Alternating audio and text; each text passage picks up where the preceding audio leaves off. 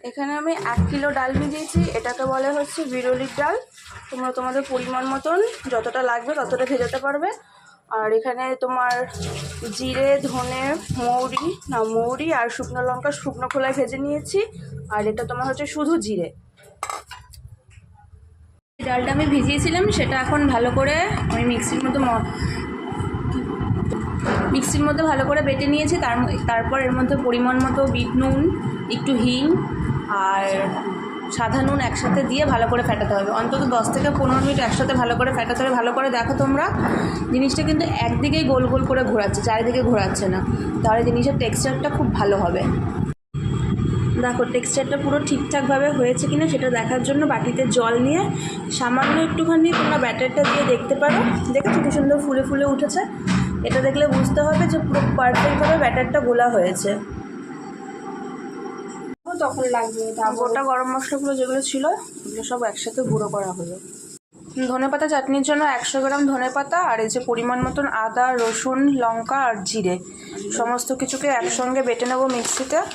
আর একটা লেবু রসটা লাস্টে দেবো।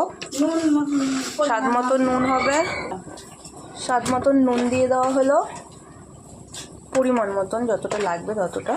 যে ব্যাটারটা পুরো গোলা ছিল সেটাকে এখন একটা একটা করে আমরা বড়াগুলো ভেজে নিচ্ছি। দেখো সুন্দর বড়াগুলো ভাজা হচ্ছে, এই যে দেখতে পাচ্ছ? চারটেই কাপ।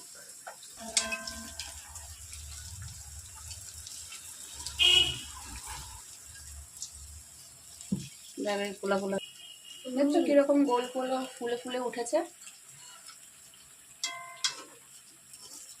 ভাজা হয়ে গেছে, একটা একটা করে বেশ তুলে নিচ্ছি। এবার দেখতে পাচ্ছ কতগুলো ভাজা হয়ে গেছে আমাদের।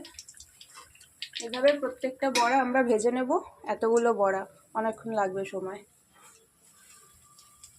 তেঁতুলের টক মিষ্টি চাটনিটা বানানোর জন্য প্রথমে তেঁতুলটাকে একটু ভিজিয়ে রাখা হয়েছিল, তারপরে একটু জাল দিয়ে এর মধ্যে একে একে আমরা এই যে আখের গুড়টা অ্যাড করছি। কতটা? 100 গ্রাম তেঁতুলে মোটামুটি 250 তোমার আখের গুড় লাগবে।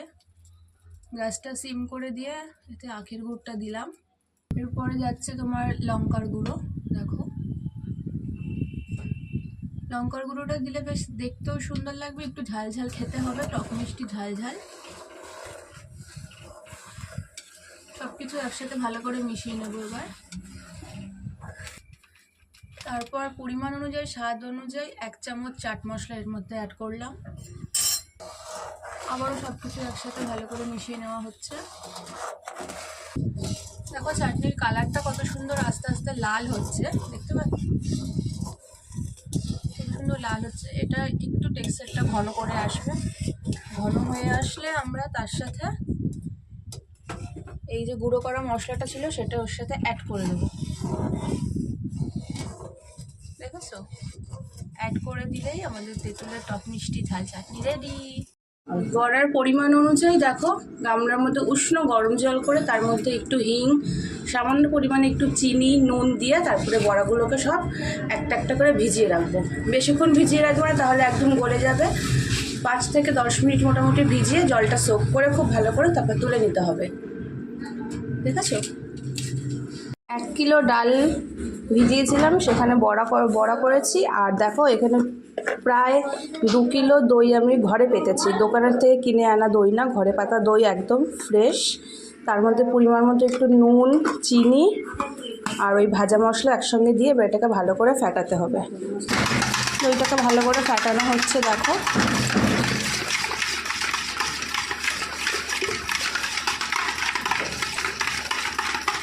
দেখো আমি সমস্ত বড়াগুলোকে নুন জল থেকে ভালো করে একটা একটা করে তুলে প্রায় শুকনো করে নিয়েছি। এখানে কিছুটা আমি বড়া তুলে নিয়েছি আর কিছুটা এখানে রয়েছে, দেখতেই পাচ্ছ। এখন ওগুলো তোলা হয়নি। ফাইনালি দেখো আমি বেশ সুন্দর করে এটাকে সাজিয়ে নিয়েছি। এটা হচ্ছে দই বড়া।